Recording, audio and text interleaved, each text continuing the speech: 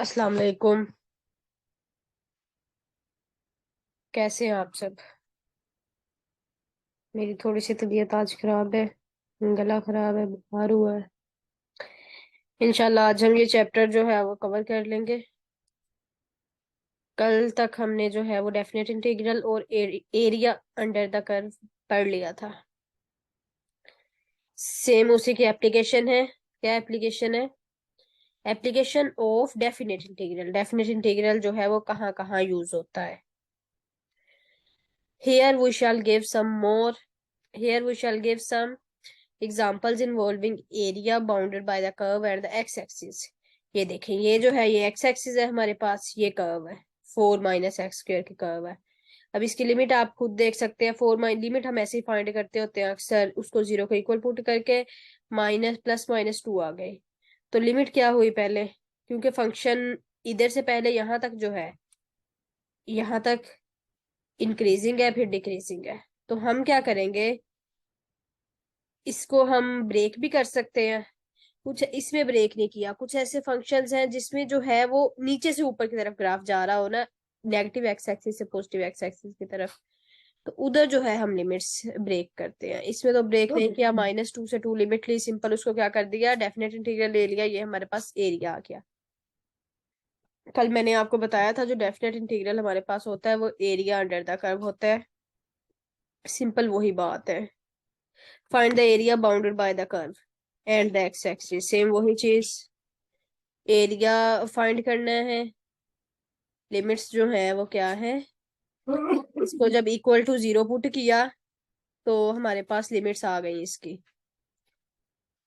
ये देखें, x is equal to 0 and x is equal to -3।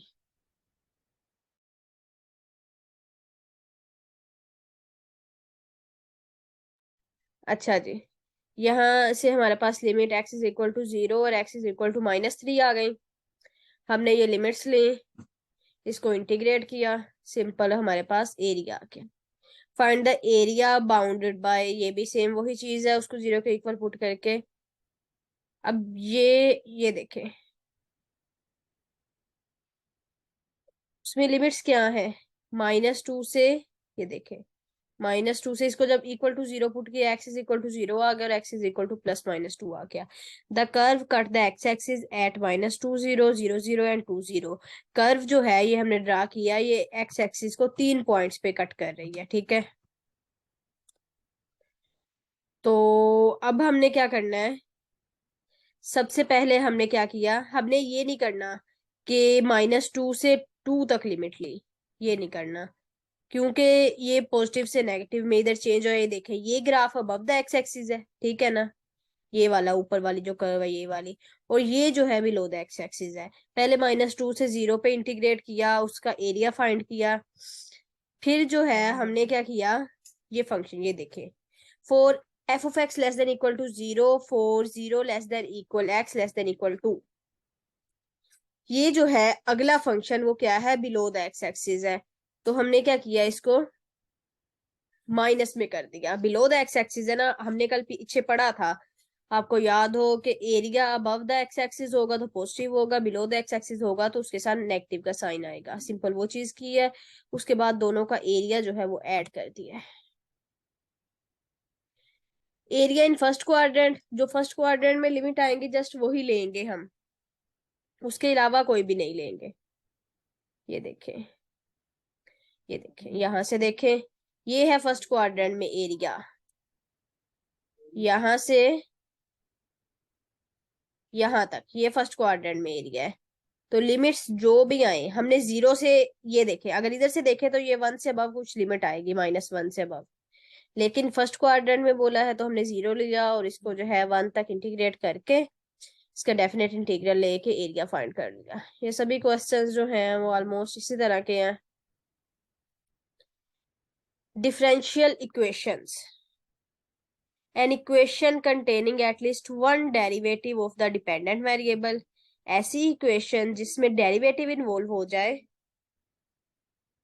उसे हम क्या कहते हैं, डिफरेंशियल इक्वेशन कहते हैं। ऐसी इक्वेशन जिसमें डिपेंडेंट वेरिएबल का डेरिवेटिव आ जाए with respect to an independent variable, उस इक्वेशन को हम कहते हैं, ये हमारे पास डिफरेंशियल इक्वेशन है। ये देखें, ये भी क्या है, डेरिवेटिव है, ये भी डेरिवेटिव है और ये भी डेरिवेटिव है हमारे पास, ठीक है। डेरिवेटिव्स में बी ऑफ फर्स्ट और हायर ऑर्डर्स, ऑर्डर्स उसके जो हैं डेरिवेटिव को के वो डिफर कर सकते हैं। Differential equation containing only derivative of the first order can be written in terms of differential, जिसमें सिर्फ फर्स्ट डेरिवेटिव इन्वॉल्व होगा उसके को हम डिफरेंशियल की फॉर्म में लिख सकते हैं। जिस तरह ये देखें, ये जो है हमारे पास क्या है, डिफरेंशियल की फॉर्म में है। बट द इक्वेशन, लेकिन जो टू है इसमें सेकंड डेरिवेटिव इन्वॉल्व है ना, तो उसको हम डिफरेंशियल की फॉर्म में नहीं लिख सकते। ये डिफरेंशियल है ना, dy dx, तो सिर्फ उसको डिफरेंशियल की फॉर्म में लिख सकते हैं जिसमें फर्स्ट डेरिवेटिव इंक्लूड हो। उसके बाद जो है वो है हमारे पास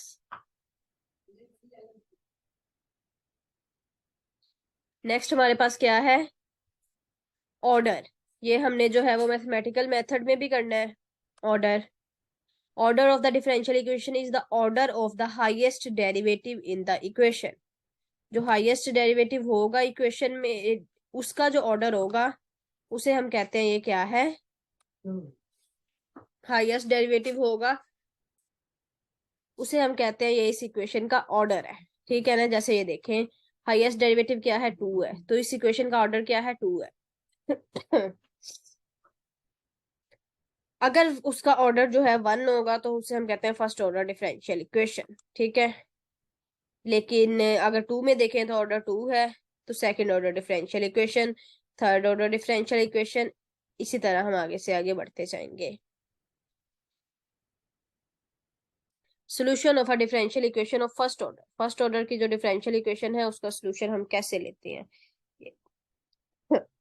ये देखें, y is equal to x square है, एक्स स्क्र प्लस 4 है, इसका इंटीग्रेट किया, डिफरेंशिएट किया, इसको इधर से a की वैल्यू निकाल ली, ठीक है। ये बहुत इजी है। उसके बाद क्या किया हमने, a की वैल्यू को वापस पुट किया, उसको जो है वो अलग अलग करके उसको जो भी, ये देखें, substitute the value of y and derivative in 5, derivative की वैल्यू पुट की, उसको सोल्व किया, तो हमारे पास जो है वो डिफरेंशियल इक्वेशन का सोल्यूशन आ गया। किसी भी इक्वेशन का सोल्यूशन फाइंड करने के लिए हम ये तरीका यूज कर सकते हैं। कौन सा, solution of the differential equation of first order, first order की जो डिफरेंशियल इक्वेशन होगी उसका सोल्यूशन फाइंड करने के लिए ये तरीका यूज हम कर सकते हैं। यहां से देखें, इसका एमसीक्यू जो है वो आया था, पर्टिकुलर सोल्यूशन और जनरल सोल्यूशन। ये पीपीएससी 2022 में जो है ये एक एमसीक्यू आया था। उन्होंने पूछा था, आई थिंक इसी तरह का कोई था, जनरल सोल्यूशन, उसका आंसर जो था वो ए एंड बी बोथ था। पर्टिकुलर सोल्यूशन और जनरल सोल्यूशन था, उन्होंने बताया हुआ, उन्होंने कहा जब हम किसी भी कांस्टेंट को वैल्यू देते हैं, आपको पता है ना, हम जैसे सोल्यूशन फाइंड करिए, देखें ए कांस्टेंट आया है, इस तरह B, A B C, 3 constant अगर हो, अगर पर्टिकुलर इसको हम वैल्यू दे दें कांस्टेंट्स को, तो वो हमारे पास कौन सा सोल्यूशन आ जाएगा, वो पर्टिकुलर सोल्यूशन भी हो सकता है और सोल्यूशन एट पर्टिकुलर वैल्यूज, इस तरह के 2-3 ऑप्शन थे और उसका आंसर जो था वो ए एंड बी बोथ था। A solution of differential equation is as all solution obtained by from 3, जो जनरल सोल्यूशन होगा जिसमें कांस्टेंट्स होंगे उसे हम जनरल सोल्यूशन कहते हैं, और जिसमें हम कांस्टेंट की वैल्यू पुट कर देंगे उसे हम पर्टिकुलर सोल्यूशन कहते हैं, ठीक है। अ सोल्यूशन ऑफ द ये सोल्यूशन की डेफिनेशन देख लें। A solution of the differential equation is a relation between the variables not involving derivatives which satisfy the differential equation। कोई भी ऐसा रिलेशन होगा वेरिएबल्स के दरमियान जिसमें डेरिवेटिव नहीं होगा, लेकिन जो उस इक्वेशन को वो है वो सेटिस्फाई करेगा। ये सिंपल जो है सेपरेबल मेथड जो होता है उसको यूज करके सॉल्यूशन फाइंड किया गया, इधर से करने की जरूरत नहीं है। Initial conditions, differential equation in numerous practical problems concerning to physical, biological and social sciences। Differential equation जो है वो हर जगह यूज होती है। इवन मैंने एक जगह पढ़ा था, जो आर्टिफिशियल हार्ट्स हैं वो इंसानों में अगर जो लगाए जाते हैं आर्टिफिशियल हार्ट्स, उसमें जो है वो डिफरेंशियल इक्वेशन के बेस पे वो बनाए जाते हैं। तो अब इन्होंने कहा है कि वो हर जगह यूज होती है। The arbitrary constants involving in the solution of differential equation can be determined by giving initial condition. Initial value problem की definition, initial value condition, sorry, क्या है कि आर्बिट्रेरी कॉन्स्टेंट्स जो हैं उनकी वैल्यू हम फाइंड कर सकते हैं किस तरह? स्पेसिफिक कंडीशंस हमें गिवन होंगी। स्पेसिफिक कंडीशंस हमें गिवन होंगे, हम वो लगा के हम जो है वो उसकी एक कॉन्स्टेंट्स की वैल्यू फाइंड कर सकते हैं। तो इसको हम बोलते हैं जो कंडीशंस गिवन हो इनिशियल वैल्यू। एक चीज और नोट कर ले, इनिशियल का वर्ड स्टार्टिंग पॉइंट होगा ना, उसी पे ये कंडीशंस गिवन होंगी। लेट्स सपोज हमारे पास एक इंटरवल है 0 से 2, तो इसका स्टार्टिंग पॉइंट है 0, इनिशियल पॉइंट है इसका 0। तो इनिशियल वैल्यू में सारी कंडीशंस जो है, चाहे एक गिवन हो, 2 3 4, जितनी भी कंडीशंस गिवन होंगी वो हमें 0 पे गिवन होंगी, स्टार्टिंग वैल्यू पे गिवन होंगी। ठीक है। The general solution of differential equation in variable separable form contains only one variable. उसमें जो है वो एक ही वेरिएबल होता है, सिंपल है। The general solution of the differential equation of order n। एक और चीज इधर से आपको बता दूं, किसी भी डिफरेंशियल इक्वेशन में उतने ही कांस्टेंट होंगे जितना उसका ऑर्डर होगा। उसका 2 ऑर्डर है तो 2 कांस्टेंट्स आएंगे, 3 ऑर्डर है 3 कांस्टेंट्स आएंगे, 4 ऑर्डर है 4 कांस्टेंट्स आएंगे। ठीक है। कंटेन्स n आर्बिट्रेरी कांस्टेंट्स, उसमें n आर्बिट्रेरी कांस्टेंट्स आएंगे which can be determined bye n। तो अगर हमारे पास n कांस्टेंट्स किसी भी इनिशियल प्रॉब्लम में आ रहे हैं, किसी भी डिफरेंशियल इक्वेशन में आ रहे हैं, तो वो सारे कांस्टेंट्स तभी फाइंड किए जा सकते हैं जब हमारे पास n इनिशियल कंडीशन गिवन होगी। एक कांस्टेंट है आर्बिट्रेरी कांस्टेंट, लेट्स सपोज ए, तो एक इनिशियल कंडीशन गिवन होगी। 2 कांस्टेंट्स हैं ए बी, तो 2 इनिशियल कंडीशन गिवन होगी। 3 कांस्टेंट्स आएंगे तो 3 कंडीशंस गिवन होंगी। जितना उसका ऑर्डर होगा उतनी उसमें कांस्टेंट्स आएंगे और उतनी ही इनिशियल कंडीशंस गिवन होंगी। ठीक है। n ऑर्डर है, n कांस्टेंट्स आएंगे और n ही इनिशियल कंडीशन की मदद से हम उन कांस्टेंट्स की वैल्यू फाइंड करेंगे।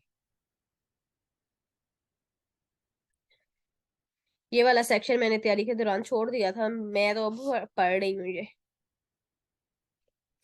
The general solution represents a system of parabola which are vertically above. ये जो सोल्यूशन फाइंड किया उसका लिखा है कि ये पैराबोला को शो कर रहा है।